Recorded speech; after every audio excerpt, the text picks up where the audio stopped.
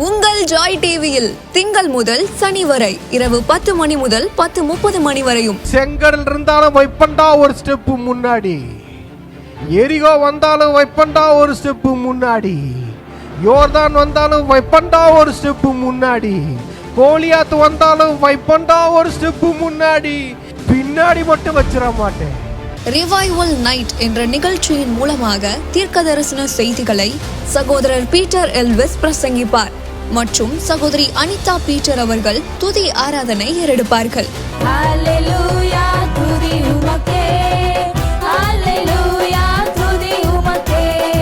மனிதர்களின் வார்த்தையால் பாதிக்கப்பட்டது போதும், கடவுளின் வார்த்தையால் பாதிக்கப்படுவோம் வாருங்கள். நமக்குள் இருக்கும் இயேசு கிறிஸ்துவை உலகத்திற்கு காட்டும் நேரம் இது. வாருங்கள், இயேசுவுக்காய் எழும்புவோம். நீங்க இதுவரைக்கும் சபைக்கே போகாத ஒரு நபரா இயேசு கிறிஸ்துவ பற்றி உங்க வாழ்க்கையில ஆழமா அறிந்து கொள்ளணுமா? அப்ப ரிவைவல் சர்ச் உங்க எல்லாரையுமே அன்புடன் அழைக்கிறது. நம்ம கொளத்தூர் பூம்புகார் நகர்ல லொகேட் ஆயிருக்க ரிவைவல் சர்ச்சுக்கு நீங்க வாரம் வாரம் வர முடியும். சோ இங்க எவ்ரி சண்டே ஞாயிற்றுக்கிழமை காலையில 10 மணில இருந்து 12 மணி வரைக்கும் சபை ஆராதனை நடந்து கொண்டிருக்குது. சோ நீங்க எல்லாருமே இந்த ஆராதனையில குடும்பமா கலந்து கொள்ளலாம். அது மட்டும் இல்ல, எவ்ரி சாட்டர்டே ஒரு சனிக்கிழமையும் மாலை 8 மணி முதல் 9 மணி வரைக்கும் ப்ராஃபட்டிக் ஈவினிங் நடைபெறுது. இதுல பாஸ்டர் பீட்டர் எல்விஸ் அவர்கள் உங்களுக்காக விசேஷ ஜெபம் ஏறெடுப்பார்கள். நீங்க தவறாம கலந்து கொள்ளுங்க. ஒருவேளை என்னால நேர்ல வர முடியலையே அப்படின்னு வருத்தப்பட்டீங்கன்னா நீங்க கவலையே பட வேணாம். நீங்க கூகுள் மீட் மூலமாகவும் எங்களோடு கலந்து கொள்ள முடியும். சோ கீழே தெரியுற இந்த கூகுள் கோடை நீங்க நோட் பண்ணி வச்சுக்கோங்க. இதன் மூலமா எங்களோட நீங்க ஜாயின் பண்ணுங்க. சோ கர்த்தர் உங்களை ஆசீர்வதிப்பார். அது ஒரு அனுபவம், அது வாழ்ற வாழ்க்கை, அது கடவுளோட வாழ்ற வாழ்க்கை. அந்த அவர் அனுபவிக்கிற அந்த எக்ஸ்பீரியன்ஸ், அது எந்த மனுஷன வார்த்தைகள் இல்லை, அது எக்ஸ்பிளைன் பண்ண முடியாது. அது ஒரு உறவு, அது ஒரு ரிலேஷன்ஷிப், அது ஒரு உறவு. அடுத்த வசனம் பாருங்க. அவர் ஆதியிலே தேவனோடு இருந்தார். எனக்கு ரொம்ப கஷ்டமாயிடுச்சு. இந்த 2வது வசனத்தையும் 3வது வசனையும் பிரிச்சுட்டாங்க. ஆக்சுவலி எல்லா வசனமும் அப்படித்தான். அது ஒரு அவங்க இது பண்ணும்போது வசனங்கள் ஒன்னா பிரிச்சாங்க பார்த்தீங்களா? அப்படி பிரிச்சதுல சில தப்பு நடந்துருச்சு. இந்த 2யும் 3யும் பிரிச்சிருக்க கூடாது. 2 என்ன சொல்லுது? அவர் ஆதியிலே தேவனோடு இருந்தார், சகலமும் அவர் மூலமாய் உண்டாயிற்று. அல்லேலூயா. இங்க பாருங்க, ஆண்டவரோடு வாழ்ற வாழ்க்கை இருக்கு தெரியுமா? அது சகலமும் உங்களுக்கு வந்துவிடும். சகலமும் உங்க வாழ்க்கையில உண்டாகிவிடும். உண்டாகாதது என்று ஒன்றுமே இல்லை, எல்லாமே உண்டாகும். யாரால உண்டாகும்? ஏசப்பா எனக்கு செய்வாருங்க, எனக்கு ஏசப்பா தான் செய்வாருங்க. அது இல்லை. பிதா என்ன தெரியுமா பண்ணாரு? உண்மையான ஃபாதர் சன் ரிலேஷன்ஷிப் எப்படி தெரியுமா இருக்கும்? பிதா என்ன பண்ணாரு? ஜீசஸை பார்த்து, நீ பண்ணுப்பா, நீ செய், நீங்க செய்யுங்க அப்படின்னாரு. சன் செய்யறாரு, சன் எல்லாத்தையும் உருவாக்குறாரு, கிரியேட் பண்றாரு, எல்லாத்தையும் சொல்ல வருது. அவர் வார்த்தை கிரியேட் ஆச்சு. இப்ப ஜீசஸ் என்னமா பண்றாரு? நான் கூட இருக்கிறேன், நீ செய். அல்லேலூயா, அல்லேலூயா. நீ பண்ணு. ஆனா நீங்க ஏதாவது ஒரு வார்த்தை சொல்லுவீங்களா? நான் சொல்றது இல்லடா, நீ சொல்லு. உன் வாழ்க்கையை பார்த்து நீ பேசு, எல்லாம் மாறும். ஜீசஸ் அந்த வார்த்தை, ஆதியிலே தேவனோடு இருந்த வார்த்தை, அந்த வார்த்தை எல்லாத்தையும் கிரியேட் பண்ணிச்சு. இப்போ உன் லைஃப் நான் உன் கூட இருக்கிறேன். இதுக்கு பிதா, குமாரன், பரிசுத்த ஆவியானவர் எல்லாம் நமக்குள்ள வாழ்ந்துகிட்டு இருக்கிறாங்க. அவங்க என்ன சொல்றாங்க? நீ பேசு. அந்த வசனம் கீழே இருக்கும் பாருங்களேன். கீழே இருக்கும் வசனம், அவருடைய நாமத்தின் மேல் விசுவாசம் உள்ளவர்களாய் அவரை ஏற்றுக்கொண்டவர்கள் எத்தனை பேர்களோ அத்தனை பேர்களும் தேவனுடைய பிள்ளைகள் ஆகும்படி அவர்களுக்கு அதிகாரம் கொடுத்தார். அல்லேலூயா. அங்க பாருங்க, ஆண்டவருடைய பிள்ளை என்பது என்ன தெரியுமா? அது ஒரு அதிகாரம். விசுவாசின் கூட உங்களை சொல்லாதீங்க. நீங்க யாருங்க? நான் விசுவாசிங்க சொல்லாதீங்க. இனிமேல் யார விசுவாசின்னு சொல்லக்கூடாது. விசுவாசினா அது ஆரம்ப ஸ்டேஜ். இப்ப நான் யார் தெரியுமா? நீங்க யாருங்க? நான் ஆண்டவரோட புள்ளைங்க, நான் ஏசப்பாவோட புள்ளைங்க, நான் பரிசுத்த ஆவியான தெய்வத்தோட புள்ளைங்க. புள்ளன்ற அத்தாரிட்டியை கொடுத்துட்டாரு, கையில அதிகாரத்தை கொடுத்துட்டாரு. அப்ப அதிகாரத்தை வச்சுக்கிட்டு தேவனுடைய பிள்ளைகள் கட்டளை இட்டு பழக வேண்டும். ஆண்டவர்கிட்ட கெஞ்சி கேட்டுட்டு இருக்கிறது இல்லை. ஏதாவது உங்க பிள்ளைகள் உங்க பிள்ளைங்க வந்து, அம்மா எனக்காக மதியான சாப்பாடை எனக்கு ஆயத்தம் படுத்துங்கள் அம்மா, எனக்காக கெஞ்சி கேட்டுக்கொள்கிறேன் அம்மா, எனக்கு மதியான சமைக்கு அப்படியா கேட்பாங்க நம்ம பிள்ளைங்க. என்ன கேக்குதுங்க, மம்மி எனக்கு என்ன வேணும், மதியானம் என்ன சமைக்க போறீங்க, எனக்கு அது வேணும், ஃபிஷ் வேணும், இல்ல சிக்கன் வேணும், எனக்கு அது செஞ்சு கொடுங்க, இதை செஞ்சு கொடுங்க, எனக்கு அது வேணும், அது சாப்பிடணும் போல ஆசை இருக்கு அப்படின்னு நம்ம என்ன செய்வோம். எவ்வளவு கஷ்டமா இருந்தாலும் புள்ள கேட்டுட்டா, என் புள்ள கேட்டுட்டா, அப்ப ஆண்டவர் யோசிச்சு பாருங்க. மத்தேயு 28:18 படிங்க. அப்பொழுது இயேசு சமீபத்தில் வந்து அவர்களை நோக்கி, வானத்திலும் பூமியிலும் சகல அதிகாரமும் எனக்கு கொடுக்கப்பட்டிருக்கிறது, ஆகையால் நீங்கள் புறப்பட்டு போய். அவர் சொல்றாரு, வானத்திலும் பூமியிலும் சகல அதிகாரமும், எல்லா அதிகாரமும் என்கிட்ட இருக்கு, ஆகையால் நீங்கள் போங்கள் அப்படின்னு சொன்னாரு. இங்க பாருங்க, நீங்க எங்கேயாவது போறீங்கன்னா எப்படி தெரியுமா போனோம், காலரை தூக்கி விட்டுட்டு, வானத்திலும் பூமியிலும் சகல அதிகாரமும் எனக்கு கொடுக்கப்பட்டு, என் தகப்பன்ட்ட கொடுக்கப்பட்டிருந்துச்சு, அதை நான் புள்ள, எனக்கு உரிமை இருக்கு, எங்க போனாலும் அந்த அத்தாரிட்டியில போங்க. ஒரு லேண்ட் வாங்க போறீங்களா, இப்படி சொல்லிட்டு போங்க, வானத்திலும் பூமியிலும் சகல அதிகாரம் எனக்கு கொடுக்கப்பட்டிருக்கிறது. ஆண்டவர் சொன்னாரு, எப்பா எனக்கு கொடுக்கப்பட்டதுல அதுல நீ போ அப்படின்னாரு. ஹல்லேலூயா. ஆதாம் இழந்தது அது, இவர் சிலுவையில போய் ஜெயிச்சுட்டு வந்து சொல்றாரு, அதை ரிசீவ் பண்ணிட்டு சொல்றாரு, எல்லா அத்தாரிட்டி எனக்கு இருக்கு.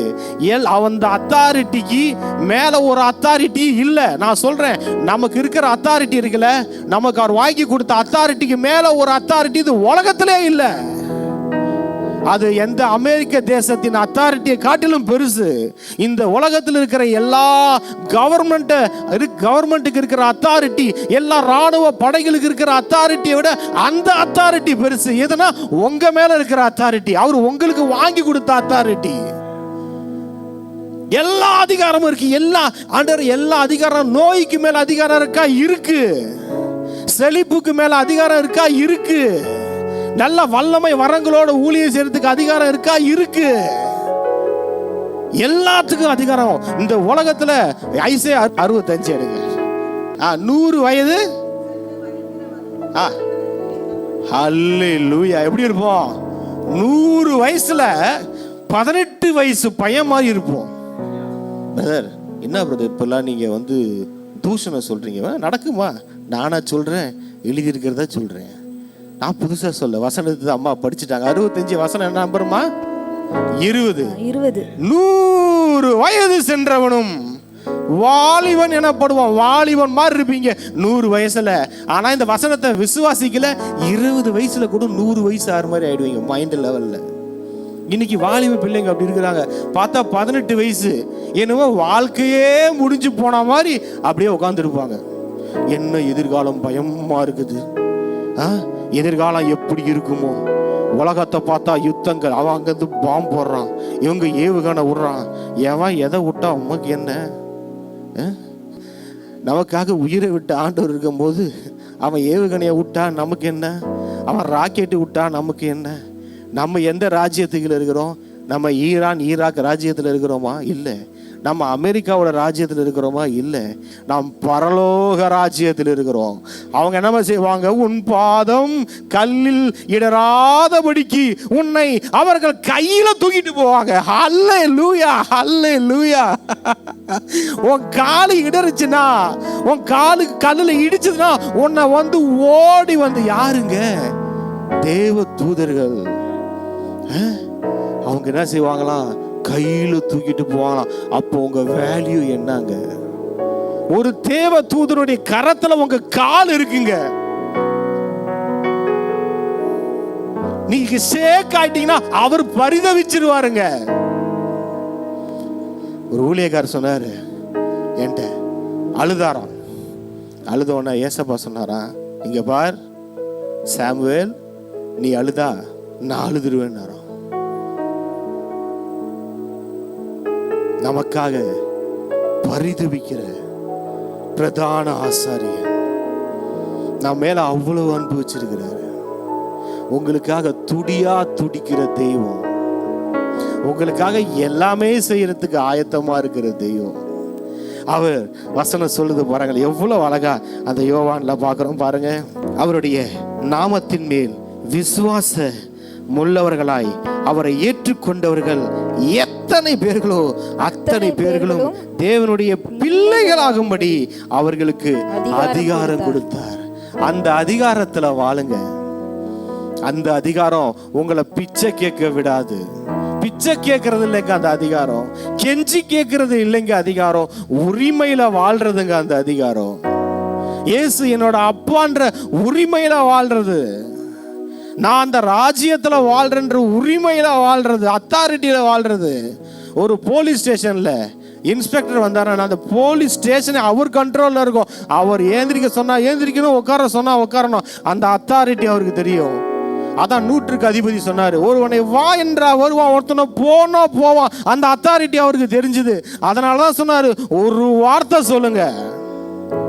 அந்த வார்த்தையோட அத்தாரிட்டி அந்த 100க்கு அதிபதி தெரிஞ்சது. ஒருவனை வா என்றாலும் வருவான், நீ போ அப்படின்னா போவான்.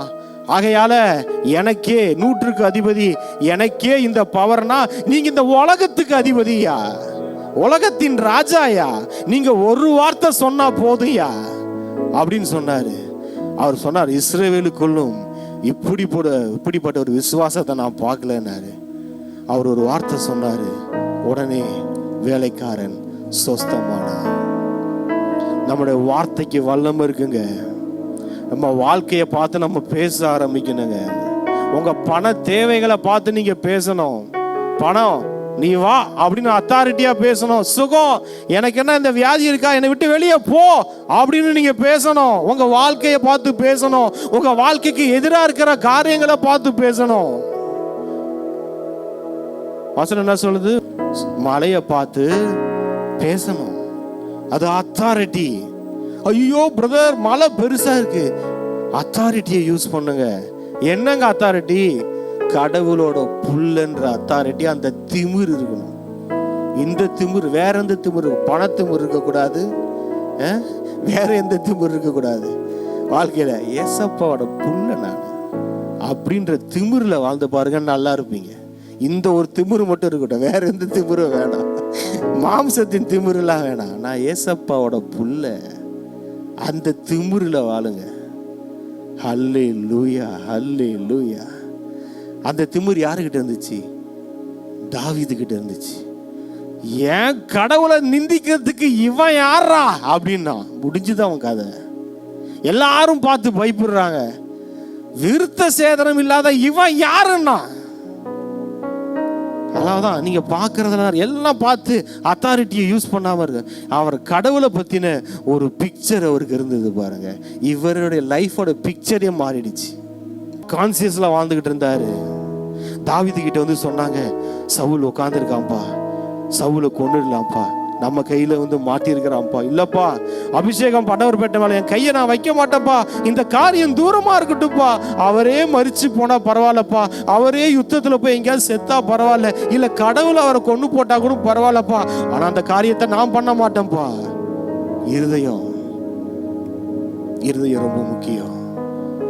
அதான் வசனம் சொல்லுது, இருதயத்தை எல்லா காவலோடும் பார்த்துக்கோ. இருதயத்தை பார்த்துக்கோங்க. எல்லா காவல் எப்படியெல்லாம் சேஃபா வச்சுக்க முடியுமோ, ஏன்னா அதிலிருந்து ஜீவ தண்ணீர் உள்ள நதிகள் புறப்பட்டு போகும். ஜீவ தண்ணீர் உள்ள நதிகள் வரும். அது உங்களையும் வாழ வைக்கும், எல்லாரையும் வாழ வைக்கும். இருதயம் ரொம்ப முக்கியம். சாத்தா என்னமா செய்வான்? நம்ம இருதயத்தை தான் அட்டாக் பண்ண பார்ப்பான், நம்ம ஹார்ட்டை, நம்முடைய மைண்டை அட்டாக் பண்ண பார்ப்பான். அதை ஆண்டவருக்கு கொடுத்துருங்க. 4வது வசனம், அவருக்குள் ஜீவன் இருந்தது, அந்த ஜீவன் மனுஷருக்கு ஒளியா இருந்தது. அல்லேலூயா. அவருக்குள்ள ஒரு ஜீவன் இருந்ததாங்க. அந்த ஜீவன் மனுஷருக்கு ஒளியா இருந்தது. இந்த முழு உலகத்துக்கும் ஒளி எது? இந்த பூமிக்கு சூரியன். காலையில உதயமாச்சு பாருங்க, ஜன்னல் வழியா பார்த்தேன், அப்பா பாப்பா, நைட்டு இருட்டா, இருட்டா இருக்கும். ஆனா அந்த இருளுடைய ஆதிக்கம்லாம் என்ன தெரியுமா? சூரியன் எழுந்து வர வரைக்கும் தான். அது அப்படியே வர வர வர வர வர இருளு போகணும்னு சொல்லணுமா என்ன? லைட்டு வருது இருள் போ அப்படின்னு சொல்ல வேண்டிய அவசியம் இல்லை. இந்த லைட்டு வரும்போது அந்த டார்க்னஸ் எல்லாம் அதுவாக போயிடும். இங்க பாருங்க, வசனம் சொல்லுது அவருக்குள் ஜீவன் இருந்தது, அந்த ஜீவன் மனுஷருக்கு ஒளியா இருந்தது. இன்னைக்கு நிறைய பேர் லைஃப்ல இருக்கிற ஆசீர்வாதங்களை தேடுறீங்க. பிரதர், அதை தேடுறேன், வேலை தேடுறேன், இல்லைனா பொண்ணுக்கு மாப்பிள்ளை தேடுறேன், மாப்பிள்ளைக்கு பொண்ணை தேடுறேன், கிடைக்க மாட்டேங்குது. வெளிச்சத்தை இன்க்ரீஸ் பண்ணுங்க. இங்க பாருங்க, ஆண்டு சொல்ல ஒரு இடத்துல கண்ணானது சரீரத்துக்கு என்னவா இருக்கான்? விளக்கா இருக்கான். இப்ப இந்த பாடிக்கு கண்ணு தான் என்ன செய்யுது? விளக்கு. இந்த ஆவி மனுஷன் இருக்கிறான் பார்த்தீங்களா? இந்த ஆவி மனுஷனுக்கு எது தெரியுமா விளக்கு? அவருக்குள் இருக்கிற ஜீவன். அந்த ஜீவன் மனுஷருக்கு ஒளியா இருந்தது. அல்லேலூயா. பழைய ஏற்பாட்டு காலத்துல இந்த ஒளிக்கு அந்த ஜீவனுக்கு யாரெல்லாம் தங்க வாழ்க்கையை விற்று போட்டாங்களோ, அந்த வாழ்க்கையை அவர் கையில, அந்த ஒளியின் கையில கொடுத்தாங்களோ, அவர்கள் பிரகாசித்தார்கள். அவங்க போற பாதை இருளா இருந்தாலும் அந்த ஒளி வெளிச்சத்தை காட்டிச்சு. அந்த பாதையில ஒளியை கொடுத்துச்சு. அவங்க வாழ்க்கையில சுதந்திரிக்க வேண்டிய நாடுகளை காட்டிச்சு, தேசங்களை காட்டிச்சு, ராஜ்யங்களை காட்டிச்சு. இன்னைக்கு அது மனுஷனுக்கு எதுமா ஒளி? நம்ம சரீரத்துக்கு கண்ணுங்க. ஆனா கண்ணு குருடா இருந்தா கூட வாழ்ந்துடலாம். ஆனா ஆவிக்குரிய குருடு இருந்தா நமக்கு எதுவுமே தெரியாது. இந்த ரூம்ல இந்த லைட் எல்லாம் இப்ப நான் ஆஃப் பண்ணிட்டேன்னு வச்சுக்கோங்க, ஒரே இருட்டா இருக்கும். இருட்டா இருக்கிறதுனால இங்க சேர் இல்லைன்ற மாதிரி ஆயிடுமா? இங்க ஸ்பீக்கர் இல்லைன்ற மாதிரி ஆயிடுமா? இங்க நான் நிக்கலன்ற மாதிரி ஆயிடுமா? எல்லாம் நம்ம லைஃப்ல தான் நினைச்சிட்டு இருக்கோம். பிரதர், எதுவுமே இல்லை வாழ்க்கையில, ஒரே இருளா இருக்கு. எல்லாமே இருக்குது பாருங்க. லைட்டு வந்துச்சுன்னா போதும், எல்லாமே தெரிஞ்சிடும். லைட்டு வந்துச்சுன்னா பிரச்சனை என்னன்னா, பொருள் இல்லாம இருக்கிறது பிரச்சனை இல்லை, அவர் சகலத்தையும் நமக்காக ஆயத்தம் பண்ணி வைத்திருக்கிறார். இங்க என்னன்னா இருளு, சில இருளு நம்ம கிட்ட அது கண்ணில் காட்டாதபடிக்கு டார்க்னஸ் ஆக்கி வச்சிருக்கு. இருட்டில் இருக்கிறனால தெரியல. உங்களுக்குள்ள இருக்கிற ஜீவனை, அவருக்குள்ள ஒரு ஜீவன் இருந்ததுல, அந்த ஜீவன் இன்னைக்கு எங்க தெரியுமா இருக்கு? அது நமக்குள்ள இருக்கு. அந்த ஜீவன் மனுஷருக்கு எப்படியா இருந்ததா? அது ஒளியா இருந்தது. அந்த ஜீவன் நம்மளை கைட் பண்ணுங்க, அந்த உயிர் நம்மளை கைட் பண்ணுங்க, அது நமக்கு வெளிச்சத்தை காட்டுங்க. உலகத்திலே எந்த மனுஷனையும் பிரகாசிக்கிற ஒளியே அந்த மெய்யான ஒளி. இந்த ஒளி என்னமா செய்யுது? நமக்கு வெளிச்சத்தை காட்டுதுல, இன்னும் நம்மளையே ஒரு பிரகாசமா மாத்திடுது. அல்லேலூயா. இதுதான் ஃபாதர் ஆர்ட். நானும் ஒளி. ஆண்டு வசனம் சொல்லுது, நீங்கள் வெளிச்சத்தின் பிள்ளைகள். நம்ம யாரா? வெளிச்சத்தின் பிள்ளைகள். எப்படி இருக்கும்? இங்க நான் கேட்கிறேன், மாடு குட்டி போட்டா அது எப்படி இருக்கும்? மாட்டு குட்டியா இருக்கும். ஆடு குட்டி போட்டா அது எப்படி இருக்கும்? ஆட்டுக்குட்டியா இருக்கும். பன்னி குட்டி போட்டா அது எப்படி இருக்கும்? அது பன்னி குட்டியா இருக்கும். இப்ப நம்மளாம் யாரோட குட்டி? ஏசப்பாவோட குட்டி. அப்ப நம்ம எப்படி இருக்கிறோம்? ஏசப்பா போல இருக்கிறோம். நம்ம ஏசப்பா எப்படி இருக்கிறோம்? அவர் தான் மெய்யான ஜீவ ஒளி. அப்ப நம்ம யாரு? நம்மளும் ஒளியின் பிள்ளைகள். நம்மளையே ஒளியா மாத்திட்டாரு. அல்லேலூயா. வெளிச்சத்தின் பிள்ளைகள். உலகத்துக்கு வெளிச்சமா இருக்கு. உலகத்திற்கு நாம் வெளிச்சமா இருக்கிறோமா? நம்ம தான் லைட்டு. இது ஆரம்பம் எப்படி தெரியுமா?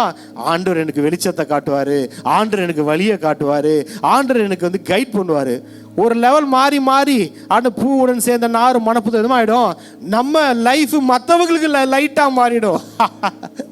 நம்ம மற்றவங்களுக்கு வெளிச்சமா மாறிடுவோம். ஒரு நாள் ஆரம்பத்துல ஆண்டவருடைய சத்தத்தை கேட்டு ஆண்டவரே இருளா இருக்கு, ஆண்டவரே வெளிச்சத்தை காட்டுங்க, ஆண்டவரே எனக்கு அதை காட்டுங்க, ஆண்டவர் இதை காட்டுங்கன்னு சொல்லி ஆரம்பம். அந்த ஆரம்பத்திலேயே இருந்துடக்கூடாது,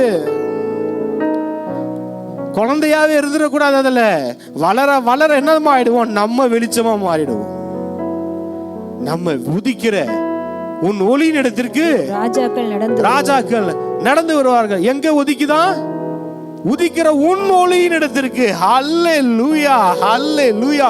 உங்க மேல உதிக்கிற அந்த ஒளியின் இடத்துக்கு ராஜாக்கள் நடந்து வருவார்கள். அப்ப நீங்க யாரு? ராஜா விட்டு புள்ள. நீங்க நடந்து வருவார்கள், ராஜாக்கள் நடந்து வருவார்கள். உங்க மேல ஒளி. நீங்க ஒரு லைட்டுங்க. நீங்கள் லைட்டு. உங்க லைஃப்ல எதையும் டார்க்காக்க சாத்தானுக்கு அதிகாரம், எந்த அதிகாரம் இல்லை. ஆதாம் வித்து போட்ட மாதிரி நம்ம அதிகாரத்தை நம்மளே வித்து போட்டுறக்கூடாது. ஒரு அத்தாரிட்டி இருக்கு. பாக்கெட்ல 5 கோடி 10 கோடி வச்சிருக்கீங்க நீங்க பர்ஸ்ல. அந்தோனி அம்மா, நீங்க பர்ஸ்ல எவ்வளவு வச்சிருக்கீங்க? 10 கோடி வச்சிருக்கீங்க. போயிட்டு டீ கடையில் நின்று 10 ரூபாய்க்கு ஏதாவது யோசிச்சுட்டு இருப்பீங்களா? இல்லை. அத்தாரிட்டியை யூஸ் பண்ணணும். பர்ஸை திறக்கணும். உள்ள இருக்குது, எல்லாம் நமக்குள்ள இருக்குது. தெரியல, இருக்கிறது தெரியல. என்ன பிரச்சனைனா கடவுள் கொடுக்கணும் பிரதர், கடவுள் கொடுக்கணும். அது இல்லைங்க. இன்னைக்கு பிரச்சனைனா நமக்கு இருக்கிறது தெரியலங்க, அதுதான் பிரச்சனை. ஆனா நிறைய பேர் என்ன தெரியுமா, கடவுளை குறை சொல்ல ஆரம்பிச்சிடறோம். இந்த ஆண்டவர் எனக்கு எதுவுமே செய்ய மாட்டேங்கிறாருங்க, நானும் எவ்வளோ ஜெபிக்கிறேங்க, கதறுறேங்க. யார் உங்களை ஜெபிக்க சொன்னா? யார் உங்களை கதற சொன்னா? தேசங்களுக்காக ஜெபம் பண்ணுங்க, ஊழியக்காரங்களுக்காக ஜெபம் பண்ணுங்க, எதுக்காவது ஆண்டு சொன்னா மற்றதுக்காக ஜெபம் பண்ணுங்க. உங்களுடைய ஆசீர்வாதங்களுக்காக ஜெபம் பண்ணாதீங்க. எல்லாம் ஆயத்தம் பண்ணிருப்பட்டிருக்கு. அத்தாரிட்டியை யூஸ் பண்ணுங்க. நேற்று கூட சொன்னேன். இப்போ அத்தாரிட்டினா வீட்டில் இருக்கிற என் பிள்ளைங்க என்ன செய்வான்? என் ரூம் கிச்சனுக்கு போவான், ஸ்நாக்ஸ் எடுத்து சாப்பிடுவான், என்ன சோஃபா மேலே போய் உட்காருவான், கால் மேலே கால் போட்டுக்குவான். எல்லாமே அவன் அத்தாரிட்டி, உரிமை இருக்குல்ல, அவன் எங்கே வேணா வீட்டுக்குள்ளே போவான். ஆனால் வீட்டில் வெளியே இருந்து புதுசாக வருவாங்க. ஐயா ஐயா வரலாமா உள்ள? இப்போ யாராவது கேட்டுட்டு இருக்கீங்க?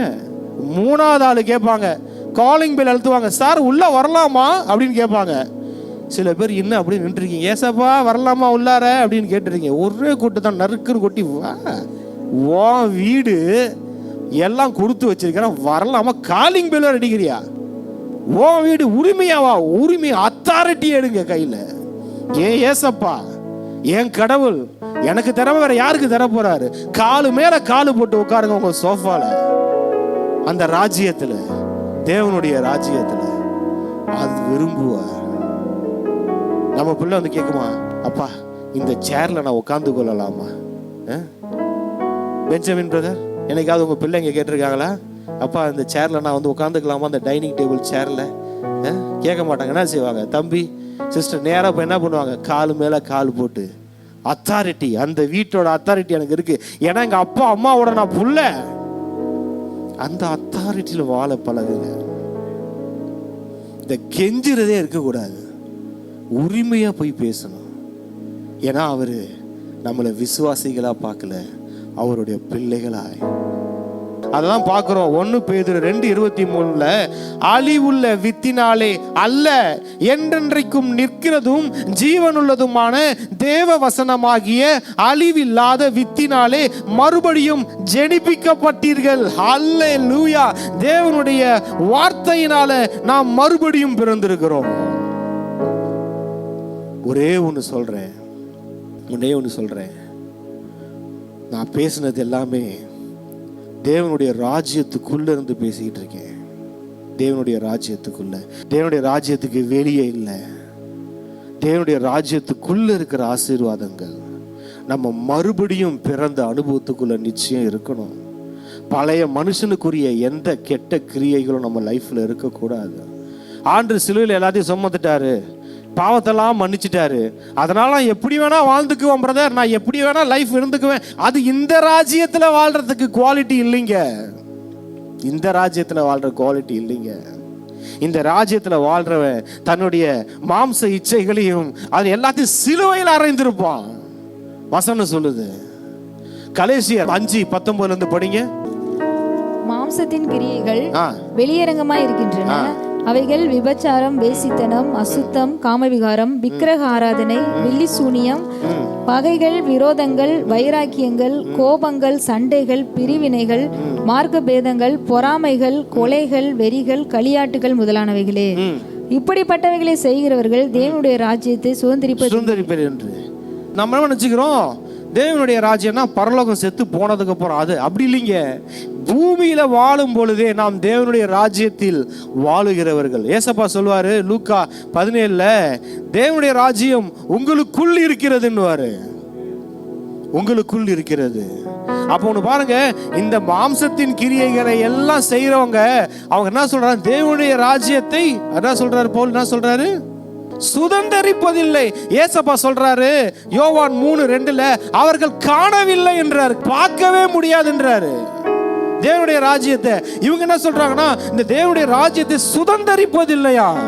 இன்னைக்கு நிறைய பேருடைய பிரச்சனை என்னன்னா, பிரதர் எல்லா வசனம்லாம் சொல்லுது நான் ரட்சிக்கப்பட்டுட்டேன், ஆனா எல்லா நன்மையிலும் ஆசீர்வாதம் சுதந்தரிக்க முடியலன்னா இந்த மாம்சத்தின் கிரியைகள்ல வாழ்ந்து கொண்டு பிசாசின் ராஜ்யத்துக்குரிய எல்லா காரியங்களும் வாழ்ந்து கொண்டு நான் தேவனுடைய ராஜ்யத்தை ஆசீர்வாதங்களை எப்படிங்க சுதந்திரிக்க முடியும்? நான் இந்திய குடியுரிமை உள்ளவனா இருந்துகிட்டு அமெரிக்க குடியுரிமைக்குரிய ஆசீர்வாதங்கள்லாம் சலுகைகள்லாம் வேணும்னு கேட்டா அது எப்படிங்க நமக்கு கிடைக்கும்? கிடைக்காதுல்ல. அந்த மாதிரிதான் ரட்சிப்பு எல்லாத்துக்கும் இலவசம். பாருங்க, ரட்சிப்பு எல்லாத்துக்கும் உரியது. அதை நான் சொல்லவே வரல. ஆனா இந்த ஆசீர்வாதங்கள் இருக்கு தெரியுங்களா, ஆண்டு உங்களுக்கு வைத்திருக்கிற காரியங்கள் இருக்கு தெரியுமா, அது born againல தான் இருக்குது. நம்ம மறுபடியும் பிறக்கிறதுல தான் இருக்குது. வசனம் இருக்கு, எல்லாமே அதுதான் சொல்லுது. அதனால ரட்சிக்கப்பட்ட நிலைமையில மட்டும் இருந்துட்டு நான் அதை தாண்டி ஒரு கால் வச்சு மேல போக மாட்டேன். இங்கேயே தான் இப்ப நான் ரட்சித்துட்டாரு, நான் இயேசுவை ஏற்றுக்கொண்டேன். இல்ல, விசுவாசிகளா இருக்கணும்னு ஆண்டவர் விரும்புறாரா? இல்ல, விசுவாசித்து அவரை ஏற்றுக்கொண்டு தேவனுடைய பிள்ளைகளாகணும், அந்த ராஜ்யத்தின் பிள்ளைகளா நீங்க வரணும். அப்பதாங்க நீங்க சுதந்திரிக்க முடியும். ஹல்லேலூயா, ஹல்லேலூயா. எல்லாரும் எழுந்து நிப்போமா. பிள்ளைகளாகும்படி அதிகாரம் கொடுத்தார். பிள்ளை, ஆண்டவருடைய பிள்ளை என்பது ஒரு உறவு மாத்திரமல்ல, அது ஒரு அதிகாரம். அதிகாரம், அது ஒரு அத்தாரிட்டி. சன் கான்சியஸ்ல நான் அவர் என் அப்பா, நான் மகன், அவர் அப்பா நான் மகன், அவர் அப்பா என் புள்ள, அந்த கான்சியஸ்ல இருக்கு. நன்றி இயேசுப்பா, நீ பேசின எல்லா வார்த்தைகளுக்காக நன்றி. ஆண்டவரே, சபையை நான் ஆசீர்வதிக்கிறேன் சப்பா, ஆசீர்வதிக்கிறேன். 1000 மடங்கு கோடி மடங்கு பெருகுவார்களாக, அவர்கள் தேவைகள் சந்திக்கப்படுவதாக. அவர்கள் அப்பா இனி அவர்கள் கெஞ்ச போவதில்லை. அவர்கள் அத்தாரிட்டி, அதிகாரத்தை யூஸ் பண்ண போறாங்க.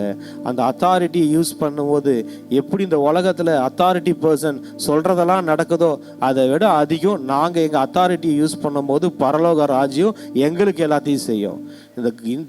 இங்க பூமியில இருக்கிற கவர்மெண்ட் ஆபீசர்ஸ் எல்லாம் அத்தாரிட்டி ஒரு ஆர்டர் போட்டாங்கன்னா உடனே நடக்குது இல்ல. அப்ப நம்ம யாரு? நம்ம பரலோகத்துல இருக்கிற ஏசப்பாவோட பிள்ளை, அந்த ராஜ்யத்துல இருக்கிறவங்க.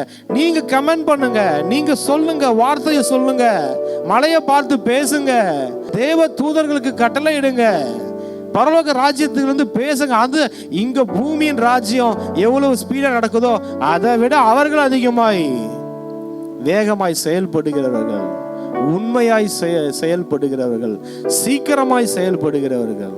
அத்தாரிட்டியை யூஸ் பண்ணுங்க, அத்தாரிட்டியை யூஸ் பண்ணுங்க, வேஸ்டா போட்டு வைக்காதீங்க. ஆண்டவரே நன்றி இயேசப்பா, எல்லாரையும் ஆசீர்வதிக்கிறேன், பிளஸ் பண்ணுகிறேன் இயேசுவின் நாமத்தில் பிதாவே, ஆமென். என் ஆத்துமாவே கர்த்தரை ஸ்தோத்திரி, என் முழுவதுமையோட பரிசுத்த நாமத்தை ஸ்தோத்திரி. என் ஆத்துமாவே கர்த்தரை ஸ்தோத்திரி, கர்த்தர் செய்த சகல உபகாரங்களையும் மறவாதே. ஆமென். நீங்க இதுவரைக்கும் சபைக்கே போகாத ஒரு நபரா இயேசு கிறிஸ்துவ பற்றி உங்க வாழ்க்கையில ஆழமா அறிந்து கொள்ளணுமா? அப்ப ரிவைவல் சர்ச் உங்க எல்லாரையுமே அன்புடன் அழைக்கிறது.